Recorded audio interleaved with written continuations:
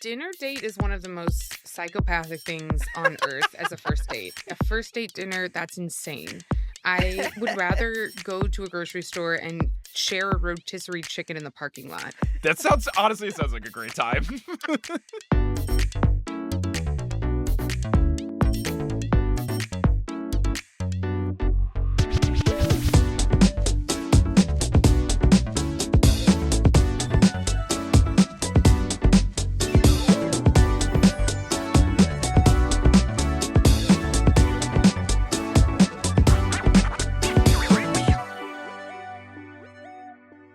Hi, Mike. Hi, Sequoia. How are you doing today? I'm doing very well. I just got back from a big adventure throughout Manhattan day. We saw a friend near Central Park. Then we went down to Bryant Park to see other friends. I had to power walk with the stroller to catch both ferries that we caught today.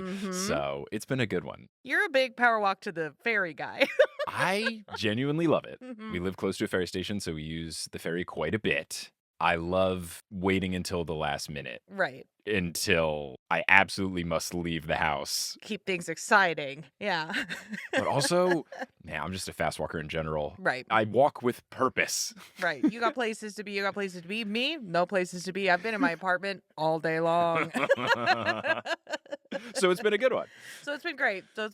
Fantastic. So here's the deal is that we have a special guest. We do. And little peek behind the curtain, we recorded this interview a while ago. Yes, we did. I like doing this thing where we have the time jumps. Like in the last episode, we got to make the cool Jeff Bezos, Sydney Sweeney diss. Exactly. And now this one, the first episode's already released. We're recording this on July 18th. Yeah. So let's say something that will be relevant now and maybe will age poorly. Laboo-boo. So... I don't get it. I don't understand. I don't want to. It's like fashionable Furby keychain. I don't need it. We had Furbies. We had them, and those talked. Right. At least those, became sentient. What is a... At least those haunted you. At least a actively. Tamagotchi pooped. What? What is Laboo-boo? No, but I don't even want to ask this. But don't tell us. Don't tell me. I don't want to use my brain space on knowing what it is. Please. Anyway, this episode will also feature a Gen Z Introvert Vibe check if you couldn't tell. Yes, it will. So we're going to have our lovely episode with our fantastic guest. Then we're going to get into the introvert Gen Z vibe check, and we hope you enjoy. Yes, please do.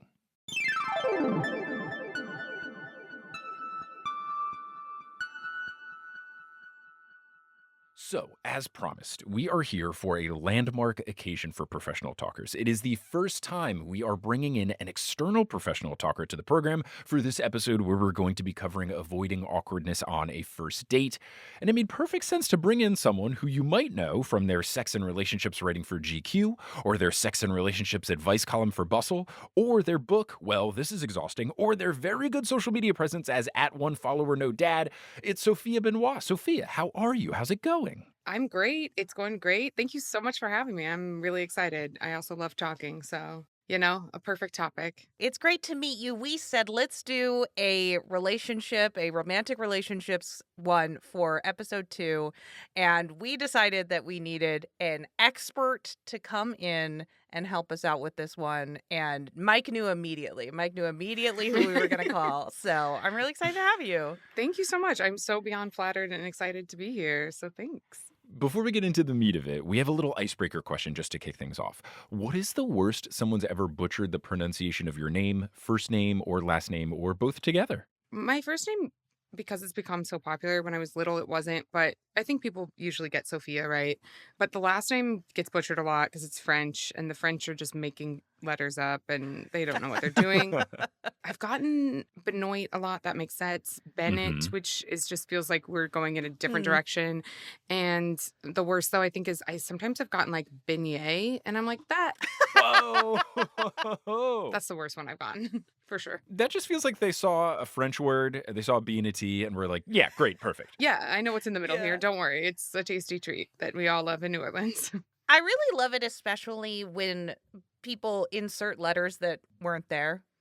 And I think it's really funny, though, to do it when your last name is French, because there are a lot of, like, I didn't think that letter was in there.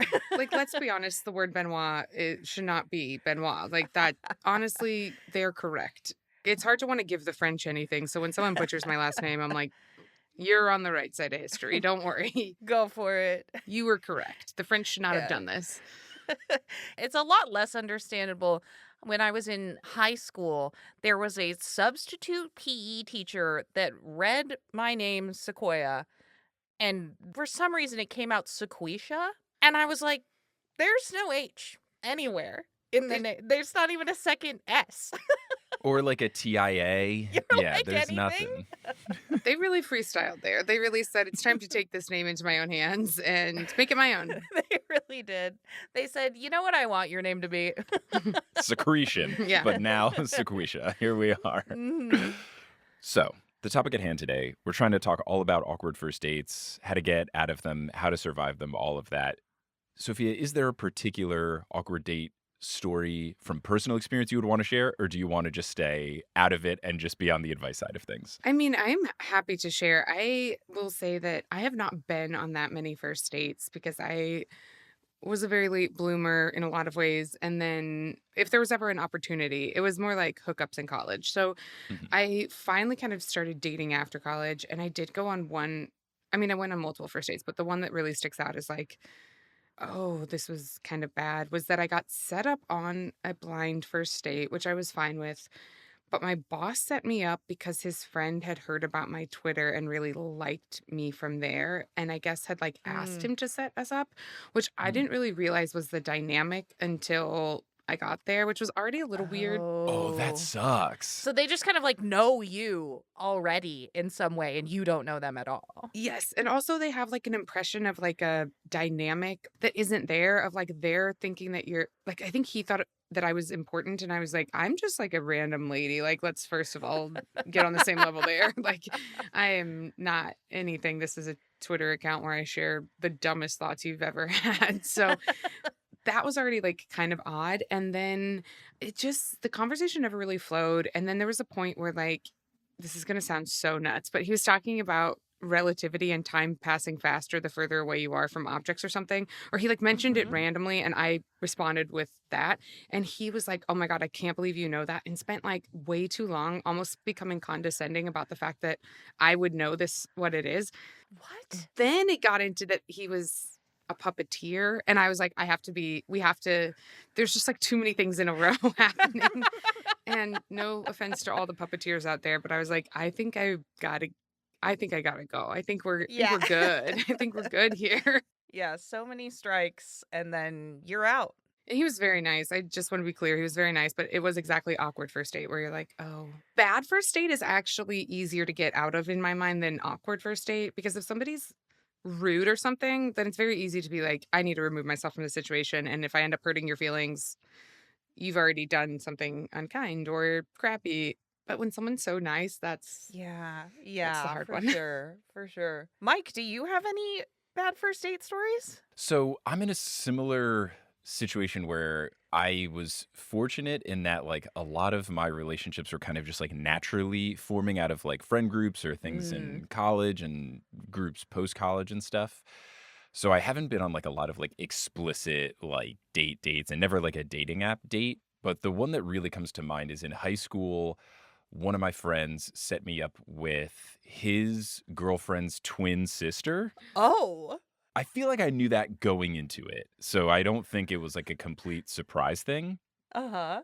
And I remember being like, okay, my friend's girlfriend is nice. Like the three of us had hung out before. And I was like, she's cool. So like I would assume her sister is probably cool too.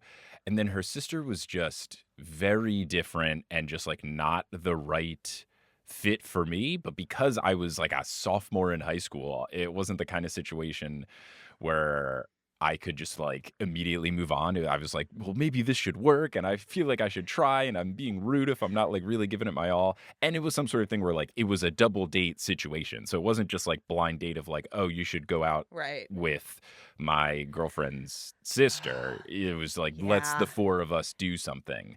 And Sure. it wasn't great. But then me being me, I was just like, well, I should really see this through. And we ended up talking for like way too long. And the funniest part of it is that I'm trying to do this so hard without giving names, but her name was very similar in spelling to my friend's name. So there was one time where I was texting my friend, the one who set us up, about how poorly it was going. And then, of Uh-huh. course, I accidentally sent it to her. Oh, no. I was at a basketball game with my dad when that happened, so I didn't pay attention to the game the whole time. Then my dad got mad at me for being on my phone all night. It was rough. Really bad. Also, though, that means that her twin sister is dating a guy with almost the same name as her twin. God, this is so hard. This is so hard. Okay, it would be like this. If the name Adam had a full name, and that's how that dude normally went by, say it was Adam Finney or whatever. Mhm. I was the one person who called him Adam for short, and then it would be if this girl's name was Addie. So Okay. most people called the dude his full longer multisyllabic name. I was the only person who one syllable nicknamed him. Okay. So it wasn't super weird like that. Wow. That's rough, Mike. That's really rough. That aftermath is a little harrowing. The after was way worse than the actual date itself. That's not good.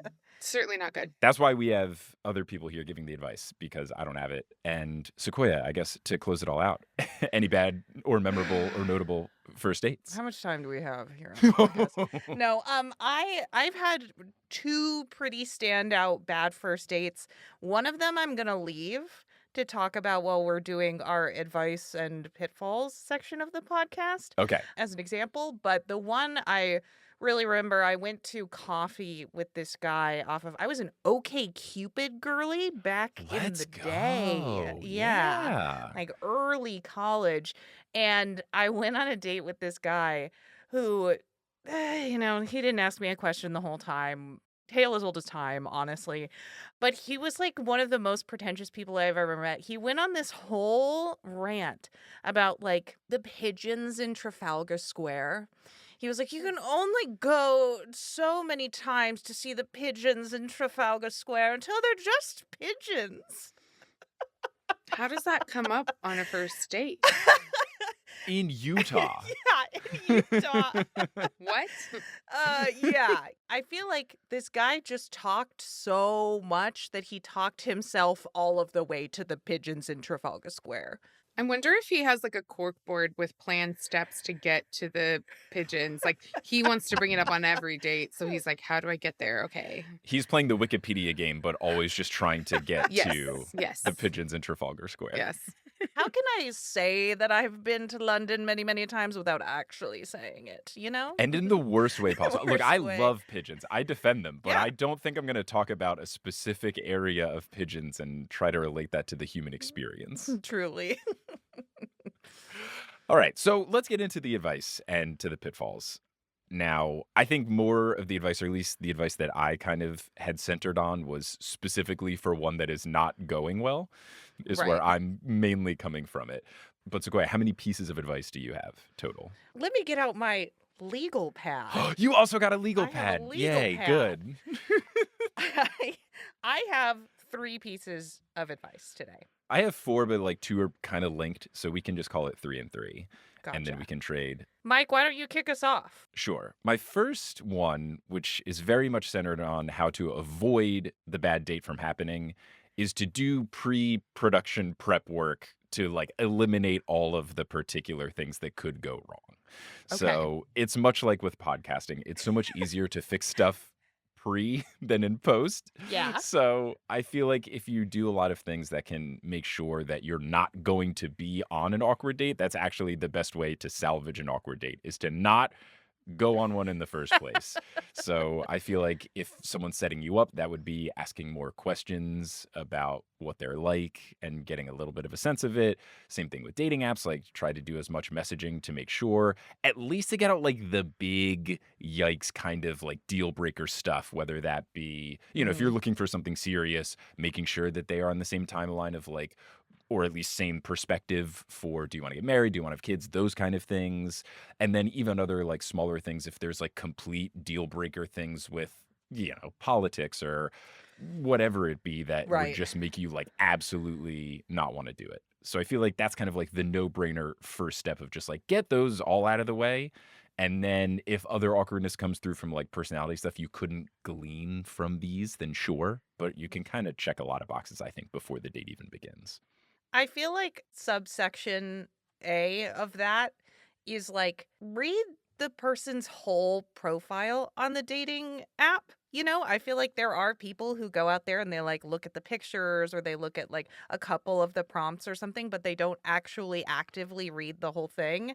And then they are surprised by, something that a person believes or says or does that was like actively right there in the profile. I do think that a lot of people want to move on from from dating apps so quickly, and they're just like, let's set up a date and meet in person. You can get a lot of awkward conversation out of the way on the dating app and through messaging, and it's a lot easier to cut off communication that way than to do it in person when you're like, we have an appetizer on the way and I want to leave.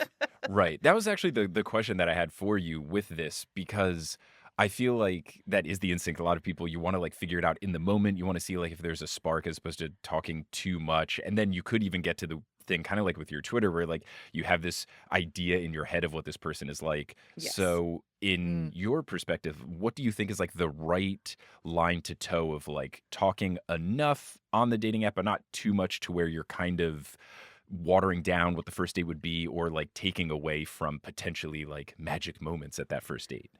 I mean, my genuine thought on the idea of chemistry is that most chemistry is just anxiety. So I think that you should just ignore the idea of chemistry.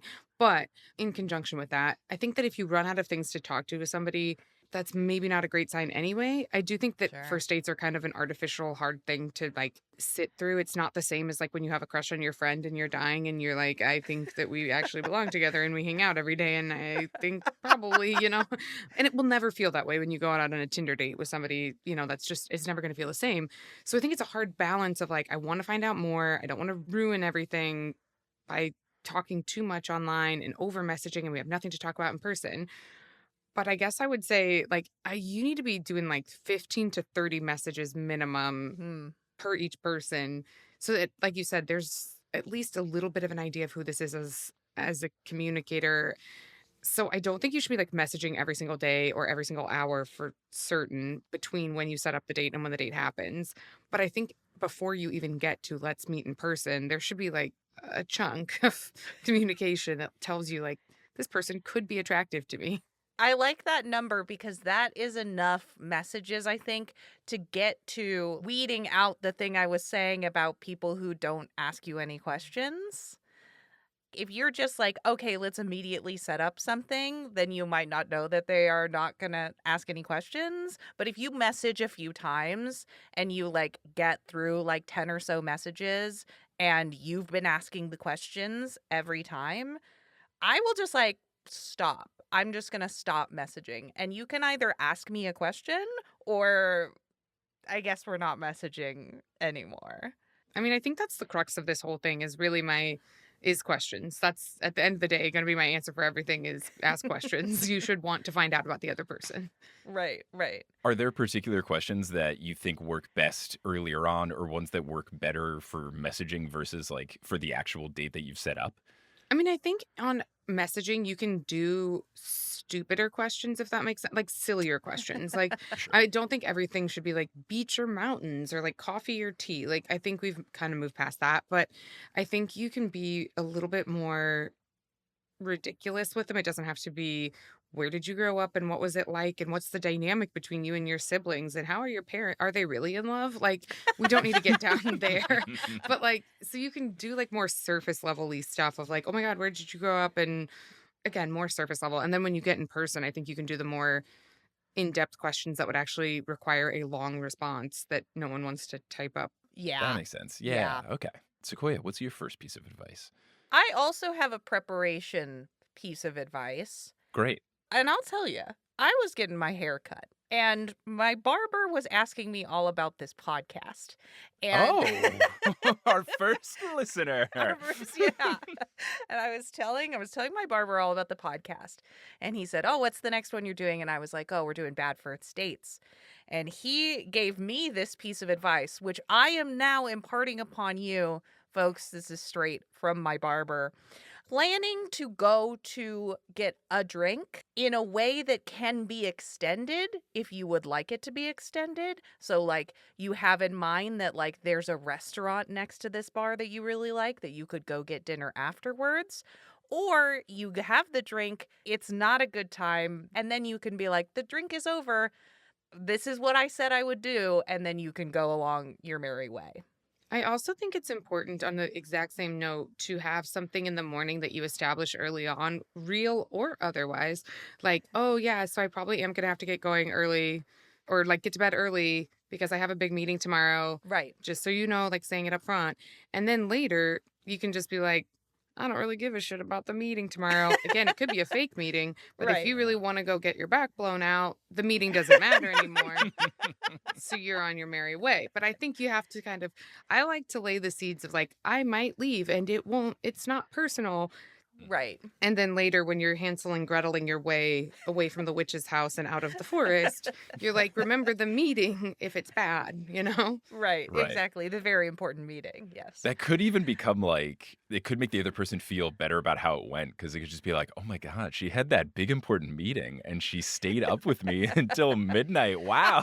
That's fine. They can think that's great. As long as you have the important thing coming up tomorrow that you cannot miss and cannot be tired for. And then again, if you end up being really tired for your fake meeting tomorrow at 10 a.m., that's okay.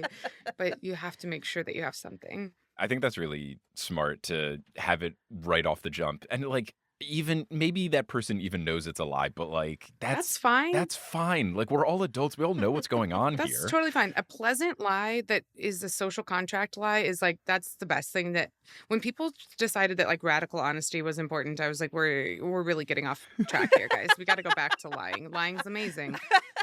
A Yeah. nice little pleasant lie like that means nothing and will only make the person feel better. We love it. Yeah. This ties right into another one of my, it actually ties into one of my pitfalls, which is like, don't make your lie nuts, right? Like, don't, Sure. like, people are like, oh, text me and I'll call you and I'll tell you that your apartment's on fire. Yes. And you're like, Right. that's just going to make somebody feel bad. When you're making the plan or when you get there and you immediately establish a, like, even sort of believable lie, then everybody feels good and it's fine. In high school, I definitely used the pretend my phone was ringing and it was my mom calling to make me come home. And this was more in like a group hangout kind of thing, not like a explicitly set up date. But I was not sneaky. I failed the deception check. She knew and didn't go well. That's all right. That's all right. I feel like it's so much easier if you set up what the thing is in advance for yourself and you're Right. like, this is my, I need to get out of it lie. And so that way you're not going like, oh my God, all my parakeets escaped. I have to run. Yeah. Just got a notification. You're setting yourself up for the parakeet lie early in the day. You're like, well, I have 12 I have these parakeets. parakeets. And they do have trackers on them. I will know if they leave my house on accident. I have someone stopping by to feed them. So if you want to go elaborate, you do need to seed a lot of information into it. Exactly. Right. Yeah. But yeah, the earlier you say the thing that you could use as the lie later, the more believable it is. And then overall, whether or not, we're talking about the honest lie, it would at least just make the situation less awkward, even if the person knows or thinks it might be fake, because at least we've established, hey, I have this thing, regardless if it's true. Yeah. I would so much rather somebody else on a date with me that they're not enjoying. I would rather them be like, hey, I have to go let my dog out, even if they've never had a dog in their life, than somebody sit there and either one, give me brutally honest feedback, which they couldn't possibly do because it's a first date. So they don't know enough about me to be that honest or Mhm. truthful or insightful. Or two, I don't want them to sit through a date with me that's going longer and longer that they are not enjoying. Like, please True. leave. Please go let your dog Yeah. out. Let me go back to my house and watch the worst thing on Netflix that exists. Like, Right. Yeah. Please. Exactly. Because, like, even if you're having fun, I would, if I learned after the fact that this person had a miserable time, I would feel so bad for wasting even 30 minutes of their life. Yes. I would feel guilty. go get your parakeets, girl. Bye. Get them, get them. Yeah. So, Corey, that's perfect because my number 2 was allow an escape/extension. So, do some sort of thing where, you're getting drinks. If it didn't go great, you've each had your drink. you part ways, even if you do the honest thing where you kind of just admit to each other, like, is this working out? No? Okay, cool, great. Thanks. We tried. Bye. Right. Like, depending on how honest you want to be. But then, yeah, if it went really well, then you can get another round. It also just allows for you both to decide something where you finish the drinks and then you can be like, would you like another round or whatever? And then that person can either say like no or throw in some sort of excuse or something like that. But on the flip side, this also allows for an extension. If it's going well, you Yeah. can stay at the bar later, or you can do something that like easily transitions. This might just be like a New York thing, but I guess like any city that has like walkability in parks and stuff, I feel like a normal thing you could do is start a date, be like, let's meet in a park just to like chat or, walk through Central Park or whatever. And then if it's going well, you can be like, hey, do you want to grab a coffee? Or you could do the reverse, like meet for coffee near a park. If it's going well, walk through the Right. park. I think you can try to think of ways to extend it if it's going well.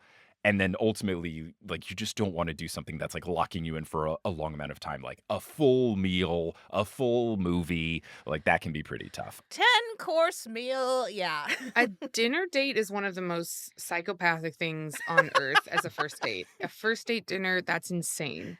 I would rather go to a grocery store and share a rotisserie chicken in the parking lot. That honestly, it sounds like a great time. It's a lot better than a first date. Like, what are we doing waiting? And then you're waiting on a chat. It's the whole thing is just so much time and pressure for a first date. We should have seen each other's bedrooms before we're having dinner together at a restaurant. Like, Then you're also like doing that awkward dance where you're trying to find out like what like number of dollar signs you're going to a restaurant for. oh, yes. Yeah. That's not a first date experience. You just trying to like slowly suss out what class somebody is in, being like, are you richer than me? And this is going to be weird. Or am Right. I being an asshole and suggesting a place that is way out of your budget? And you are like, you're the clown. Right, Mhm. exactly.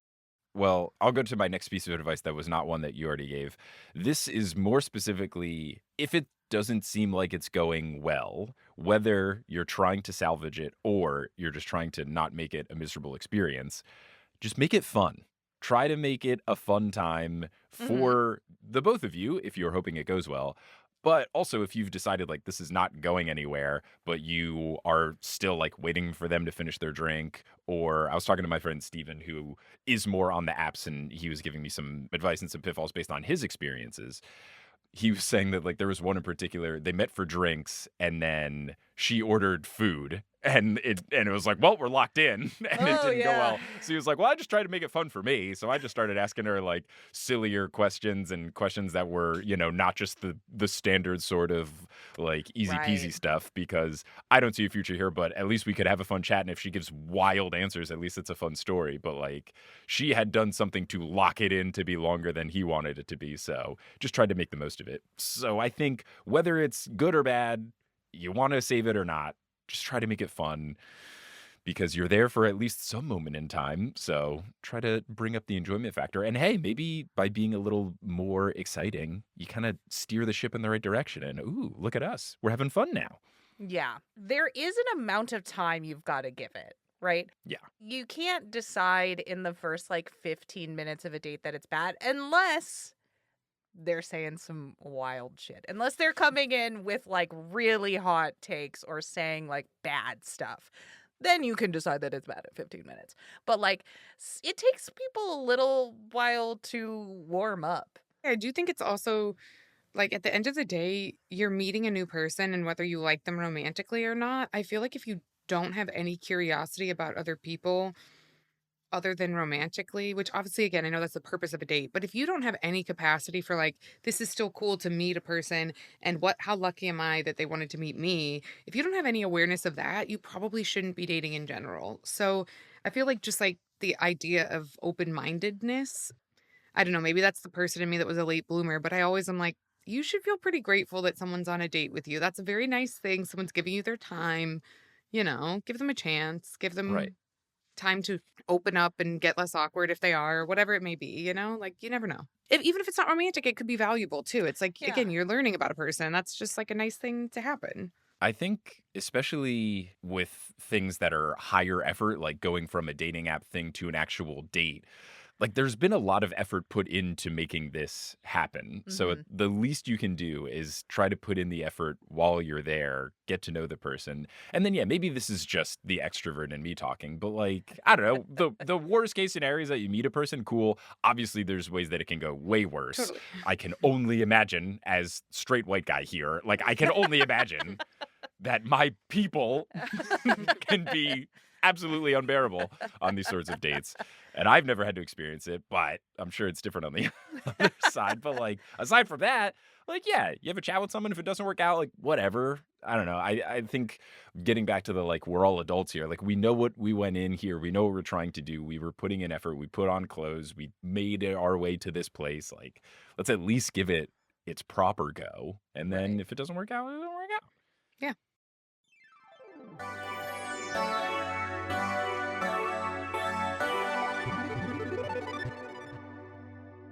Hello, listeners. Welcome to our first time actually diving in to the mid-roll break. We put a little musical stinger in the first one, and we might put ads in it. I'm not Mhm. sure quite yet, but We'll see.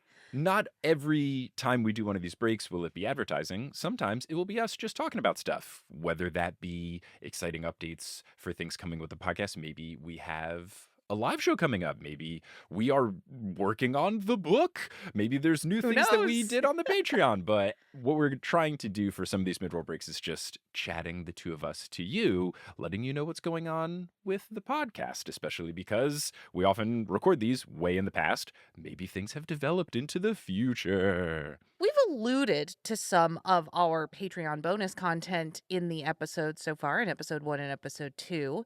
But I think we should tell everybody exactly what we got up there right now, because I think there's some really fun stuff. There is some really fun stuff, and we can also break down what's going on for the particular tiers, because we do have multiple tiers. As of recording this, we have 7 patrons. That's very cool. Thank Woo! you to those 7 patrons. And here's what we've got. We have 3 tiers. The first tier is called Talking Neophyte. That's for $5 a month. You get ad-free episodes. You get early release episodes. We thank you in the episode after you join, which we'll be doing that here in a little bit. And then we'll do some Patreon only posts from time to time. You'll get access to it. We have 6 people currently in our Talking Apprentice tier. Ooh. That's $10 a month. You get everything from before. You'll also get monthly bonus episodes. This month, you actually got 2. You got episode 1, take 1, and then you also got us doing the awkward gauntlet. And then we'll also post behind the scenes content. One thing that I'm putting up there is a little director's commentary where I kind of gave some behind the scenes things about what went into the production of the first episode, both the audio version and the video version. And then we have our top tier, Talking Protege, for $25 a month. You get everything from the previous tier. You get a shout out in the credits of every single episode, and you'll get the ability to suggest topics for future episodes. Ooh, how exciting! That's something we're going to bring to the Patreon. I feel like it'll be the highest tiers, maybe giving suggestions. Maybe we vote between things on the Patreon, but we want that to be a collaborative community space for everyone. And if you want a little teaser of what's coming next month Mhm. for the bonus episode, we are doing our own Films to be Buried With, which is Brett Yeah. Goldstein's podcast about movies. And we took the question format from that and asked each other those questions. And so if you want to hear more about movies that we love and some movies that we don't love, Mhm. that'll be up next month. Yeah, I'm really excited about it. Now, let's take that time to thank the people who did join. So, shout out to the people who joined at our $10 Talking Apprentice tier. That's Camille Loves Tea, Nicole Abbey, Allison Gupta, Rebecca Sikor, Anna Reed, and Apollo Diviana. And then shout out to our one lone member at the $5 Talking Neophyte tier, Kendra Copeland. Thank you all so much for the support. That's really cool. We really appreciate you. Thank you. And also thanks to everyone who came to the podcast premiere picnic. If you came through, we're recording before it happened, but this episode will come out after it happened. And people will have come through. They will. And they will have gotten these stickers, which I'm showing on the screen. Oh, heck Ooh. yeah. Yeah. We'll have to see. I don't know if we want to mail those out to patrons or give it away at future Yeah. events. We have some We'll see, left over. because we're definitely going to have some leftover stickers. So, Heck yeah. But yeah, fun stuff happening. Reminder that you can follow us on social media. We're at ProTalkPod. If you want to watch video episodes, you can go to our YouTube page, which is youtube.com/@ProTalkPod. @professional talkers. And if you subscribe to that, that'd be really cool because YouTube does this not cool thing where you can't get money off the ads on your videos until you have 1,000 subscribers, but they can run ads whenever they want. Hate it. If you want to fight the man, subscribe. Google is the man. Yes. No, unless they're listening, then you're the man. Come on the pod. Sponsor us, Google. But yes, enough mid-roll break. I think that kind of settles it, and we can continue on with the rest of this episode. Woohoo! Mhm.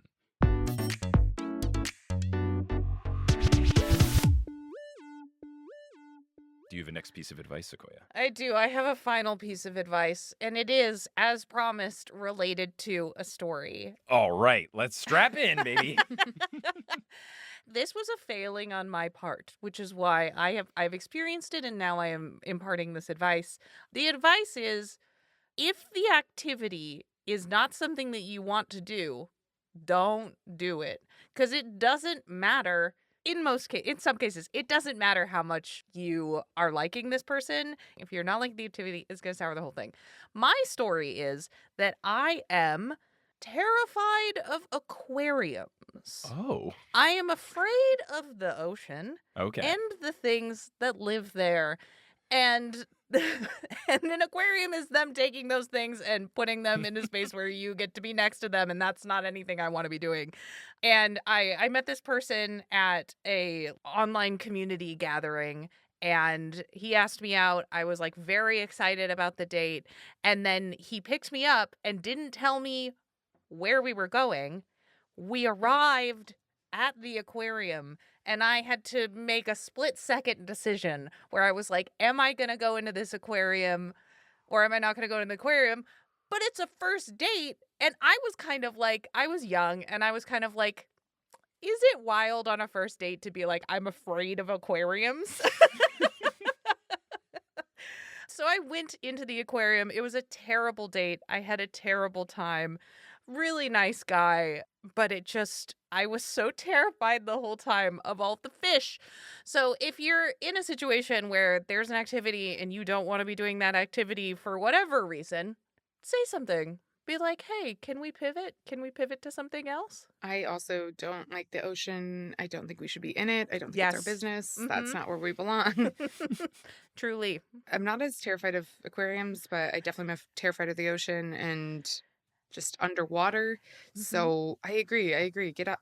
I think also though, like it leads into a good tip, which is like as much as you can on a first date, which is so difficult to do, but as much as you can be like very vocally yourself, but not just like be you, but like don't be your best self. Like not because you're trying to weed people out, but because like you don't want somebody that only likes you on your best behavior and only likes communicating with you on your best behavior. So I feel like it's not a job interview. You're not trying to trick somebody so that they hire you and give you a paycheck and then you become shitty, which is what a Right. job interview is for. Yes, that's what Just jobs kidding. If any prospective employers hear this, just joking. But it's not that. It's like the opposite of that. Like I want you to like the version of me that I bring in here today, and I want to like the version of you that you bring in here today. So I feel like the most like, again, I'm not saying be your worst self, just a little bit be your worst self. I think you should voice those things and feel comfortable voicing those things. And I think when it doesn't feel comfortable to voice those things, yes, there's such a thing as first date nerves, obviously, but I feel like it should set some alarm off in your head that's like, I'm trying really hard to impress this person, which is not what a first date is. Like a first date should not be about impressing another person or them impressing you. It should just be like, here's what we've got. Do you like it or like what's up? And that's what it is. Like Right. You want to be like your truest self, not like the idealized version of yourself. And you want to Yes. be able to like, it's not necessarily like show your warts, but it's not like, don't try to like hide any particular thing so that they get the full picture. This reminds me of one of my other podcasts is a podcast where I'm going through the Percy Jackson books. And on that show, I'm usually very like positive and like uplifting. It's like they're kids' books, like all of that. And then every now and then on an episode, I will just be like scathing against someone I don't like. I recently went on a big anti-Dex Shepard rant. Oh yeah, Mhm. he's awful. Yeah. And this was before I learned that he's like actually a bad person, like weird Right. anti-trans stuff and Yeah. that. So because I later learned that, I kept it in the episode. But there were definitely a couple people who commented like, wasn't it weird that Mike just like dunked on Dax Shepard for like 5 minutes in this episode? It's like, this is because people don't know that like, I love to be like a positive, upbeat person, but I also love like seething hatred for people that have wronged me or that I think are doing bad things. So I think, yeah, you want to like show that full picture on the date so that people don't misunderstand who you are. Yes, like I think this comes especially for people who have been socialized as women that, I'm worried I texted him too many times in a row, or like I don't want to Yeah. double text or something like that. And I'm like, if somebody doesn't like you because you're communicating too frequently with them, that's first of all an insane deal breaker, but also you should very much want them to find deal breakers in you if it's going to be a deal breaker in 3 Yes. months. So like Yeah. you should want them to figure out if you're a deal breaker. Like that will suck, that will be sad, but like I would like you to like the version of me that I'm actually going to be in 5 months and Right. in 8 months, especially if you're looking for long-term stuff. Like you're going to get a double text from me. So if that's bad, okay, first of all you're a baby, but second of all, then break the deal. Break the deal because that's Right. what you're getting. And I think it's also a little bit like what you said is those moments of like vulnerability, like lean into them, because the worst thing that happens is you are too vulnerable. Worst thing, you shared too much of like who you actually are, and now a person again gets to know you, and usually that invites more vulnerability, which begets more vulnerability. And like I think any opportunity you have to be vulnerable genuinely and not just like the oversharing version of vulnerable where you're like, Trauma dumping at the bar. Yeah. yeah, like let's get into my parents' divorce tonight. Like we Right. can get to the bottom of it. Like I think the actual vulnerability of being like, hey, this to use your example, like, hey, the aquarium is kind of freaking me out. Not gonna lie to you. Right. Oceans aren't my thing. Could we just like walk around this place until we find another idea? Like, Right. which maybe is a little like, I don't think it's embarrassing, but maybe it is feels embarrassing in the moment. Or just like you have that social urge to not do that. Right. You have the social urge to like say yes and go forward with the date. Like I think you should fight those things and just be like, again, I'm gonna be, if this person doesn't like me, that's not gonna kill me. Sure. In the words of my very Italian grandfather, can they eat you? When my aunt was my aunt was worried about her doctoral thesis and going and defending her doctoral thesis, and she called her dad, and my grandpa was like, well, can they eat you? And she was like, what are you talking about? And he was like, can they eat you? And she said no. And he was like, then why are you worried? That's great. And that was like the end of the discussion for him. He was like, okay. And so like that's I think is as much as you can, the energy to bring to a first date is like this, you can't eat me. The worst you can do is not like me. Okay. You know?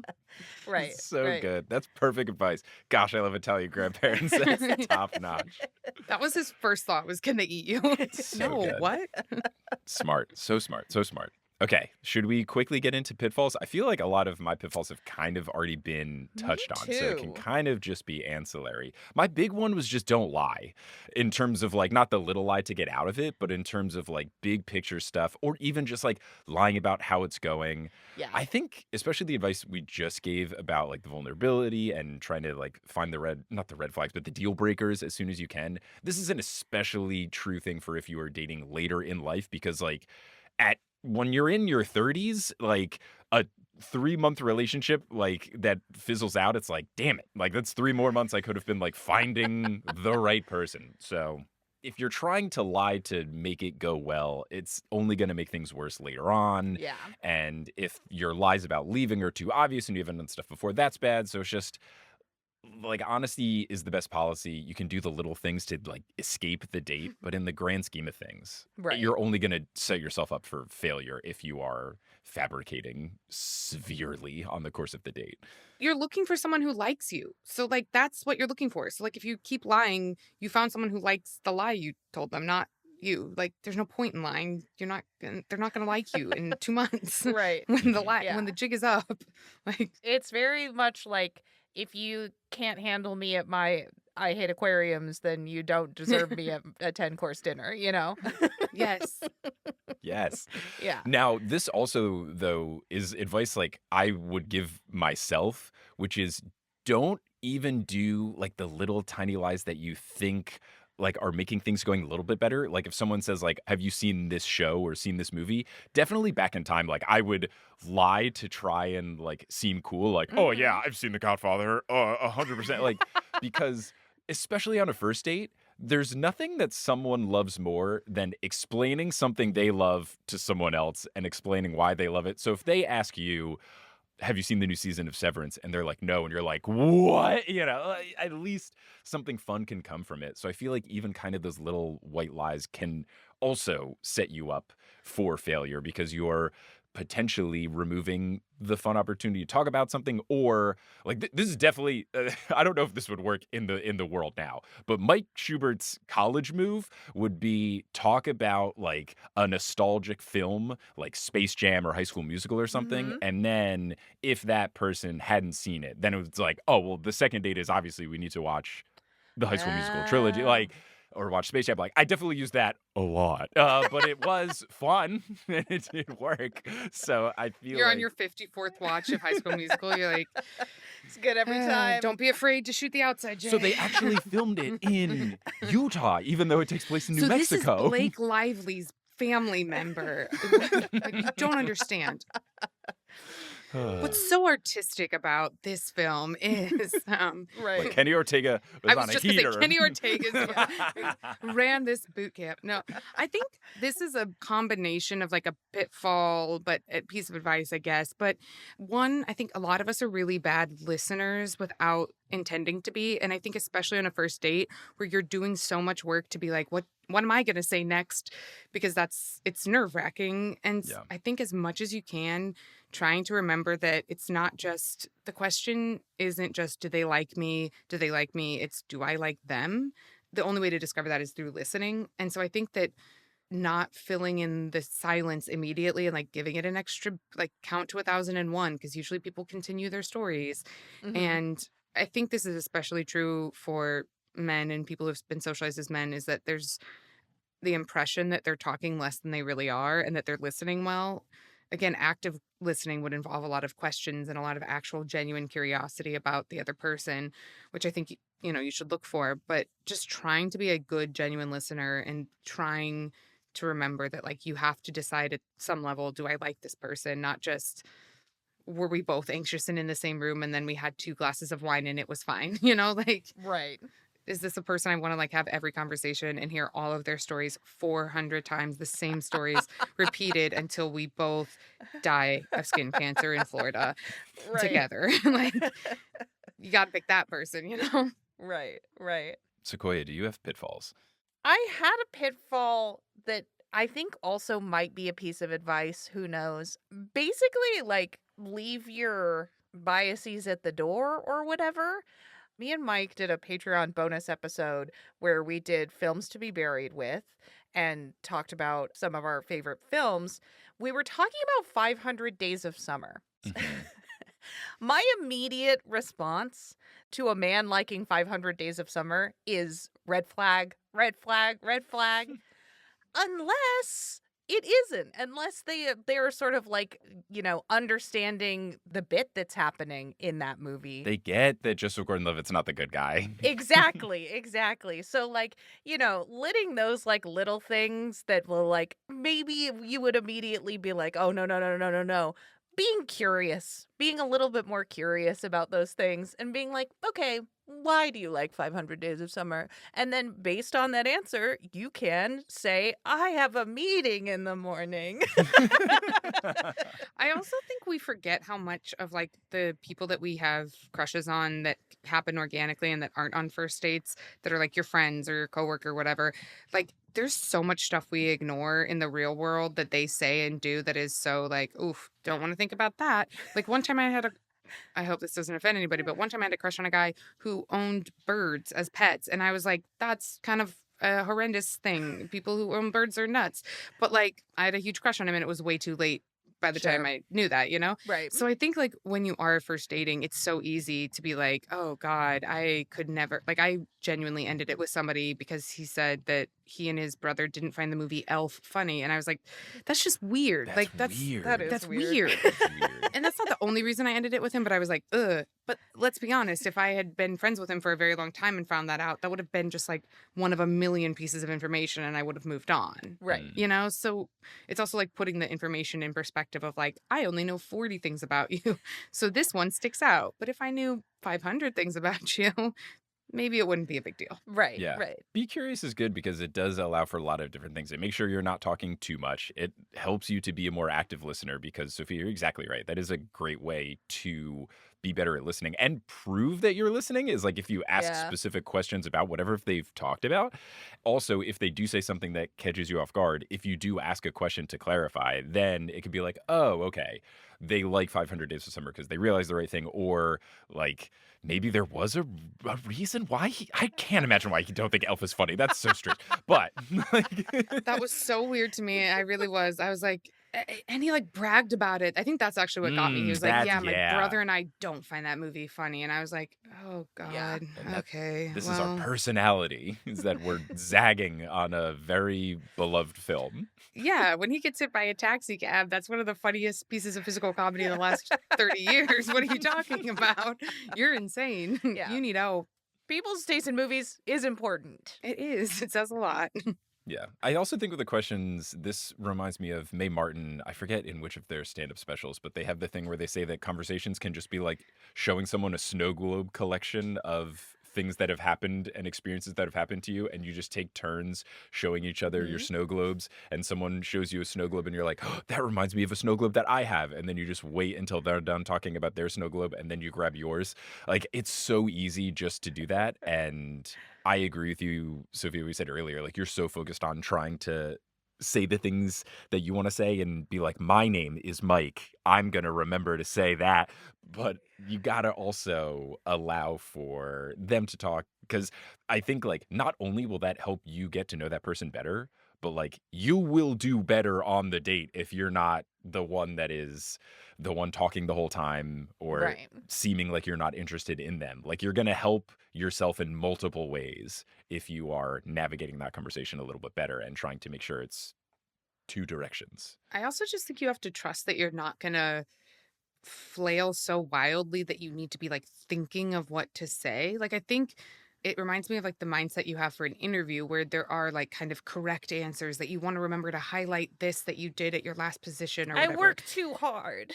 I just work Yeah, so but like hard. this is a date, and if somebody asks you a question and your mind goes blank for a second, then you can joke about that. Like, there's no way to get any of the questions wrong. Yeah. So you can just not think about what you have to say, even if they were to be like, wait, what's your name again? And you like, your mind blanks. That would be fine and funny. It wouldn't be bad. It would be like, this is hilarious. Letting go of the idea that you should be preparing what to say or saying a good thing to them, and just trusting that like I know how to communicate. I'm an adult and I'm just going to show up and have a good time. And then again, I'm hanging out with the person. Yeah. Well, I think that that kind of touches all the major things I wanted to cover. I don't know if the two of you have any other final thoughts before we wrap things up here. Yeah, that's about it for me. I think that that covers a lot of the good dating advice that there is. Yeah. Yeah. Covered a lot of ground. I think we've knocked it out of the park. Well, Sophia, thank you so much for joining, being our first expert, lending the expertise, and really thank you for letting us all walk away. If we can all leave this conversation with one piece of advice, it's that they can't eat you. And They that cannot eat you. just makes everything It's okay. just true. Like they can't eat you. That's it. Yeah. Go into a date with that mindset. They can't eat They me. can't so eat me. They can't eat me. Well, Sophia, thank you again. If people want to find you doing stuff, again, you want to plug the things where people Yes. can find you. You can find me on Twitter at one follower no dad. I also have a website that is onefollowernodad.com, and that's where I'll post all the stuff that I do, and you can find me there. I have, all kinds of articles and links linked there in my bio. Great. Well, So- Sophia Beniot, thank you again. Until Thank you next so time. much.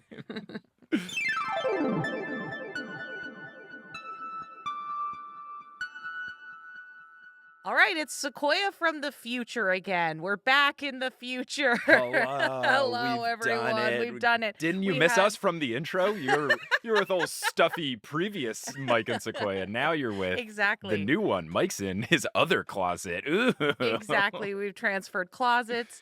And we just wanted to say here we have our introvert Gen Z vibe check. Yes. Please hold for Podcast Ghost. A third location. A third Yes. location. A third time.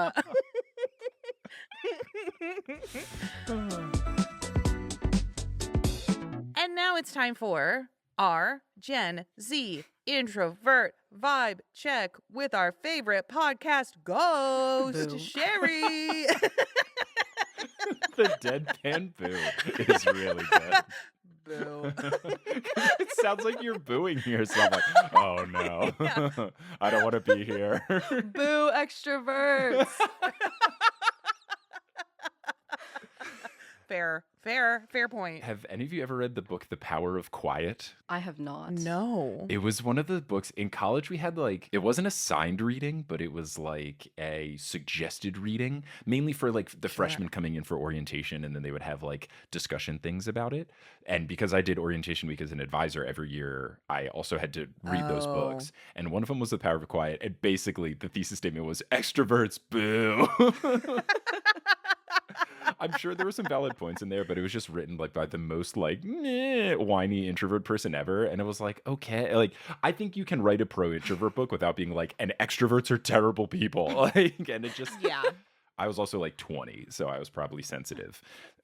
Still am. Sherry, how do we do on this episode? Speaking of me being sensitive. Personally, I've not dated much, mainly because I've not put in very much effort in that realm. Okay. Me too. Actually, an hour ago, I finally unpaused Hinge. I didn't know you could pause it. Oh, you Oh, can. yeah. Oh, you I- can pause it. Paused for over a year.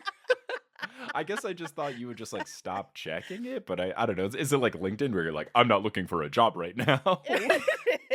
It is, but they can't see you. They stopped showing you to people. Okay. But yeah, overall, sensible tips. But I don't know how much I can offer because, once again, I don't have a lot of experience in this. And the awkward dates that I've been on were so bad, I've blocked them out of my memory. Okay. Fair. I do agree. Dinner date as a first date is certifiably insane. I don't understand it. It's truly, truly wild to me. Oh, though I will say that say no to an activity that you definitely don't want to do is advice I'd never thought of because normally I'm like, fine, whatever. Like, I guess, like, we'll just like Right. meet you. Like, it can't possibly be that bad. It can be. It certainly can be. It can be. And I'm bad at lying, so I'm bad at having a cop out plan. Mhm. I just dig myself deeper in a hole. So that one personally, I don't know how to use, but I do think like generally is good advice. Mm. But mine are always like the kind of absurd ones or ones where there was one date I was on that was so bad that the guy could clearly tell I wasn't interested and offered me a cop out plan. Was like, "Do you have to like be somewhere?" And I said no, even though it's on the worst date of my life. Sherry. Intro. No. I stayed on that date for 2 more hours. This was 1 hour in. No. Oh my God. I almost just ghosted this date because this You would, ghost. the worst Times Square like trendy places for dessert or like boba or something. I don't know what it was, but it was like a Oh. terrible place. It should go without saying. We didn't even need to include the advice. Don't bring him to Times Square. Times Square? What? There was no pre-planning in this. I was just like, sure, whatever. Ah. So like that would have been good because I would have just like ghosted completely. Okay. Right. Also, I'd like that don't be your absolute best self because as a people pleaser, I'm always trying to be my best self, meeting new people. Right. And I never thought about like down the line. It was more like, how can I like hook you? Lure you in with my ghost trap. It helps if you're thinking, I'm not trying to be my best self right now. It might help you lie a little better. Ooh. Ooh, Yeah. that's a mhm. good point. And also, what you could do, like, if you are bad at lying, you could just like plan ahead and strictly schedule something.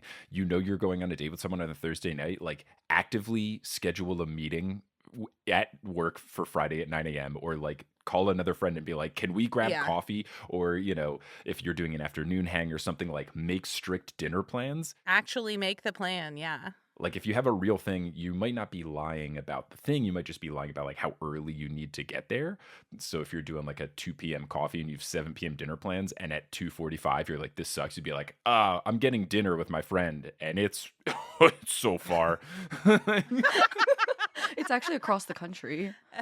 Yeah. Or you could just be like, we're in Brooklyn and it's also in Brooklyn, so it's going to take 8 hours to get there. It's going to be, yeah. I have to go into Manhattan to get there. Yeah.